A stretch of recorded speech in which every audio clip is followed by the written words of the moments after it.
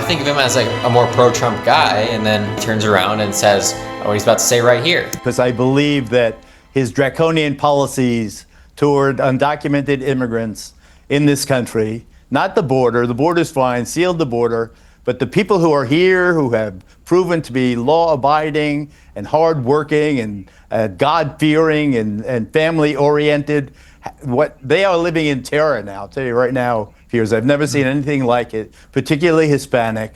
It hits close to home. You can't find workers now, service people. The Hamptons are in panic over our affluent holiday.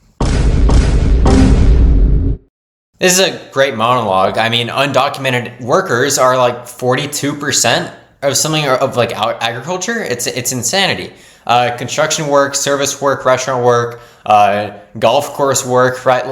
Like all this service work is so dependent on undocumented immigrants. Not only service work, but building the very foundations of society. It's dependent on these people who are undocumented. Now, a lot of them came in legally, right?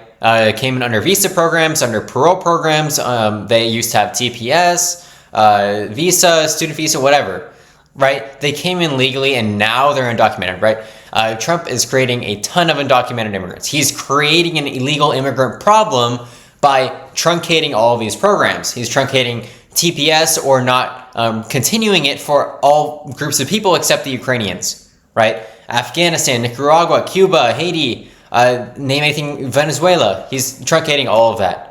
And he's stopped all the parole programs too, for CH&V, for Afghanistan, for Uniting for Ukraine. So our Afghanistan allies that are being terrorized by the Taliban are now screwed. But we'll get into that later. He's creating all these illegal immigrants. And this is a civil violation. Unlawful presence is not a crime. It's civil. And in my opinion, it should not be actively enforced. That creates a humanitarian, there's a reason it's civil. It's a humanitarian disaster if you try to actively enforce federal civil immigration law.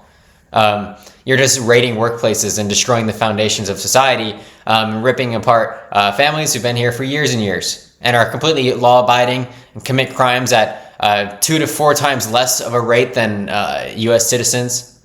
It's just a disaster. It's an absolute disaster. Now, we should have a closed border. The border has never been open, in fact. The border's always been closed.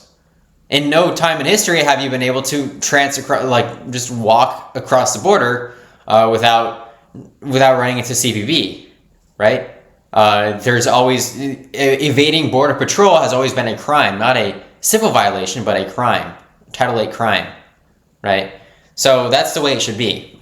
We should have a very strong border. Even build a border wall if you want, but don't take away the ability of people who are being persecuted or in very hard situations, or such as their home country is extremely unstable.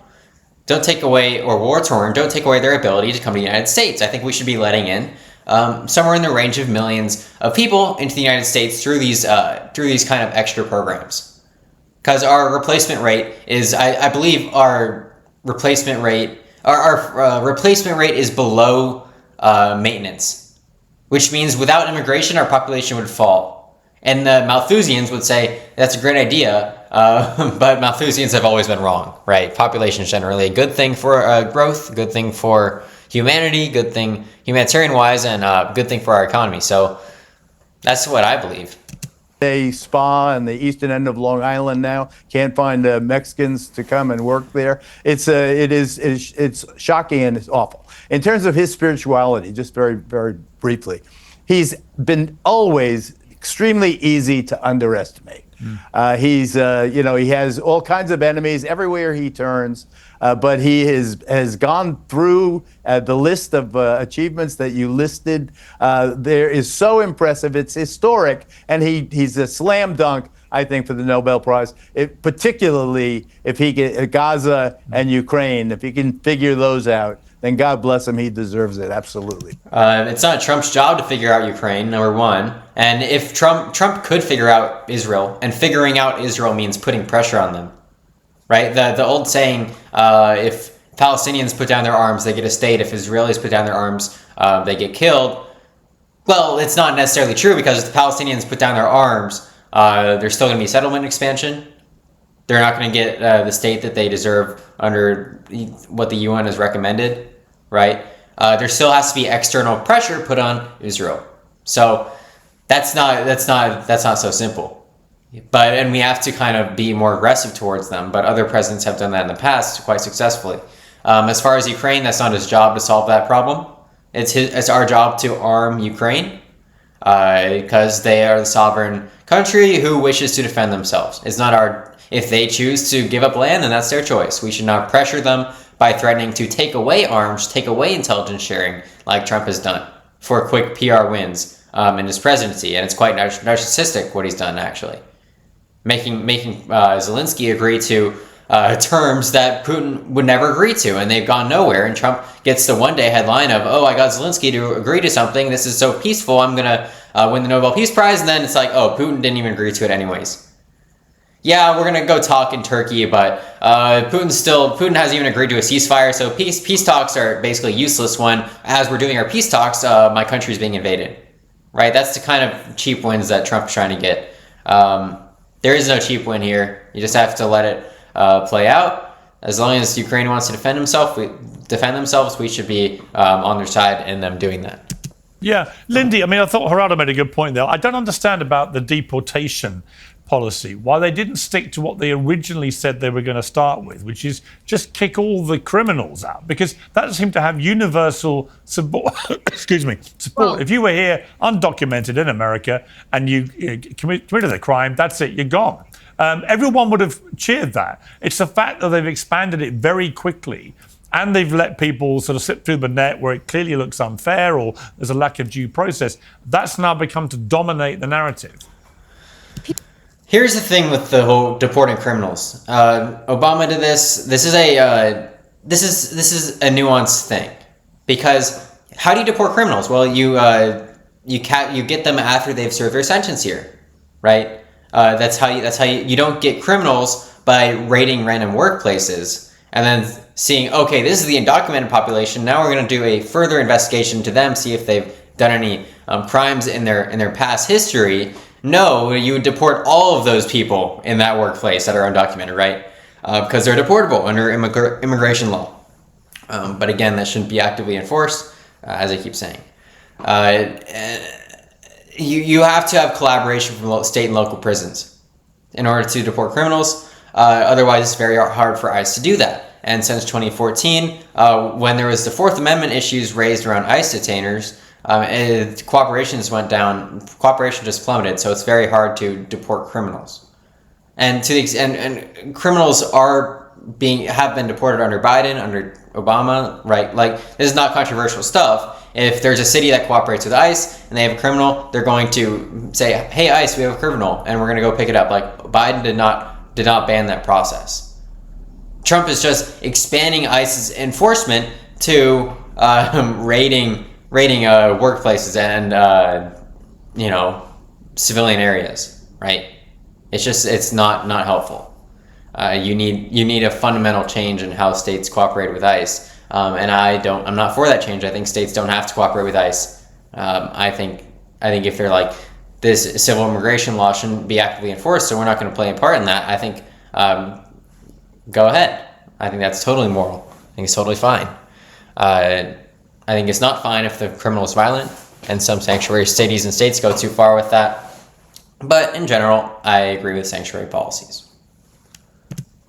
So I think I'm going to say something that will probably surprise you. I don't think he's gone hard enough on immigration. I think he should do more. I'm just really surprised that Lindy Lee would say something like that unhinged. Actually, I'm not surprised. Lindy Lee is basically like Steven Crowder or Tim Pool or anyone at the Daily Wire. Like, she's no different. She says she was a Democrat, but she'll take on every single talking point. Like Hunter Biden laptop story. She'll fall hook, line, and sinker into that talking point and bring it up as often as she can. She's going to say, well, these people, tell that to the people who legally came here. Tell that to them, that we shouldn't actively enforce similar immigration. Tell that to them. And it's like, do you not recognize the humanity and the utility, actually, of these people being here? And the fact that they are here is our fault, right? We didn't have a secure enough border for the people who evaded CBP, so now they're undocumented. And if they've been here for years and years, there's no reason to go back and litigate that on a mass scale because the damage has already been done, right? You're gonna end up doing a deportation. It's gonna cause much more humanitarian harm than good, and much more economic harm than good. Anyone who comes to this country illegally should not be here. As a naturalized American myself, I'm extremely pissed off that millions of people have just stormed across the southern border willy-nilly, completely desecrating our laws and our immigration system. How is that fair? And I think that's one of the reasons. It's not willy-nilly. If you want to go willy-nilly, 2 million, between like 1.5 and 2 million people evaded Border Patrol in Biden administration. And this is the part that I disagree. I think we should have much higher border enforcement such that nobody can invade Border Patrol. That's ideal. But the 10 million number, border encounters are not illegal immigration. This is a big misnomer, right? Border encounters are not illegal immigration. Border encounters are people who are inadmissible upon their encounter with the Border Patrol. And they may gain admissibility through humanitarian parole after they plead their asylum case if they pass a credible fear interview. Right? And also people are paroled in. CHV parole, completely legal. Afghanistan allies parole, United for Ukraine parole, again, all of this is legal. No problem with any of this. Like refugee program, like Trump completely shut down the refugee program. Highly immoral. People, Afghan allies on planes being actively persecuted by the Taliban, telling them that their plane can't take off because Donald Trump doesn't just shut down, issued a freeze on refugee program. It's absurd. And saying that the main issue here is people breaking immigration law. It's not true. The main issue right now is people having these statuses and Trump taking it away, increasing the undocumented population by millions. That's the main issue. I'm all for limiting the amount of people who can evade Border Patrol, and that is a crime. It's not even a civil violation of immigration law. It's a Title VIII crime, and I'm all for that. But people coming here with pending asylum cases are not trampling all over our immigration law, and that is the vast majority of the people in the Biden administration. And she would say, well, all these asylum cases are fraudulent, and it's like they're not. Between like 35 and 55% of asylum cases, when tested on their merits, are granted relief. They're granted relief. It's not a 90-10 situation. It's very much people have legitimate asylum claims. I know people have a fantasy that asylum is this fake thing that people just make up. It's not. That's because you live in America, where you're not persecuted by your government or by other groups or by gangs.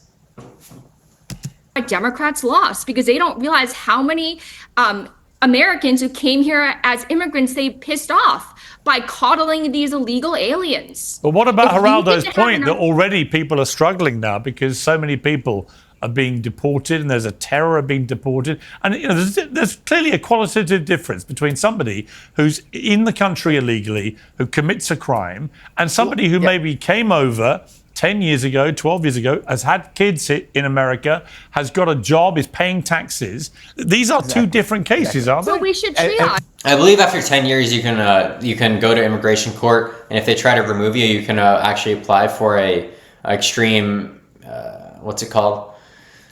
Extreme hardship. You can get extreme hardship, and they'll withhold your removal, and it'll be fine. That's after the 10-year mark. And if you have kids here, that you can use them as a kind of, as long as they're over 21, you can use them to claim extreme hardship. But basically, the only way you can deport more criminals is if you deport more non-criminals. That's the truth of the matter. You can only deport more criminals if you go into these civilian workplaces, raid everyone, and see that 1 out of 100 of these people we raided these undocumented people that we're all going to deport anyways, no matter their criminal record or if they have a family here or how long they've been here. We're going to deport them because they stole a toothbrush last week. We're deporting more criminals, guys. This is super successful. It's like, no, it's not. The only way you deport more criminals in a moral way is with cooperation with state and local prisons for violent felons. And that number is not very high. That will not give you the headlines that Donald Trump wants. Trump wants massive deportation headlines when there are not massive amounts of people that are being released from federal prisons with violent felonies that need to be deported immediately. But they also broke our laws. What is the point of having laws if they're just broken? Okay, if we should have a sensible system, if you want to come to America, you got... We have civil law and we have criminal law. What's the point of having laws if they're not broken? Well, we segment our laws to civil and criminal because criminal laws are more important. It's a more important situation that they're broken. Civil laws are more settling a dispute. It's like, should you be here or should you not? Do you want to file an asylum case? That's more of a, settling disputes between two parties. Criminal is you endangered someone or you endangered the safety of the United States by evading Border Patrol when you weren't didn't have any background check, etc. So it's different. Unlawful presence and evading Border Patrol are two different things. One is criminal, one is civil. So that's that. And if you come in with your asylum case, whatever, visa, parole, TPS, and then that expires or etc., something happens to it, you never evaded Border Patrol. You're just here unlawfully. And even if someone did evade Border Patrol 6 years ago, that's our fault. This is a controversial opinion, but we need to have a more secure border, and if we let people have that economic opportunity that, I can just evade Border Patrol and seek a better life in America, well, that's our fault that they could do that. And I don't blame them for doing that. And I think we should leave them alone. They've been here for 5 years. Why? And they have a family and everything. Like, why? And they work a job and they don't commit crimes. Like, what's the issue here? Gotta be able to contribute to the success. Turning your school project into an AR experience. First, Photoshop to create a texture. Remove the background and add a mask. Now, Arrow to give emotion and watch it come to life in the real world.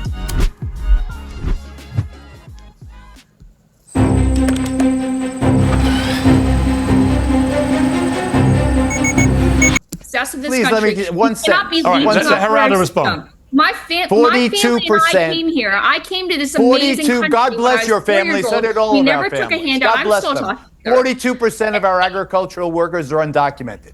And nobody disagrees with that statistic.